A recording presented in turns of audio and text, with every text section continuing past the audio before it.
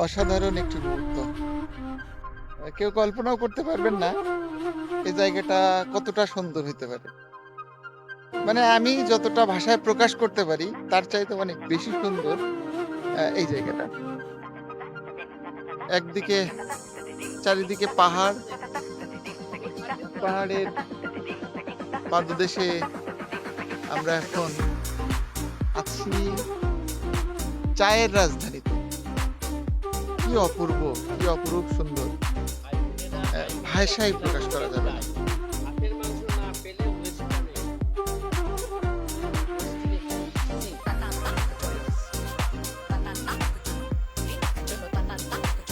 চারিদিকে শুধু wow, wow আর wow.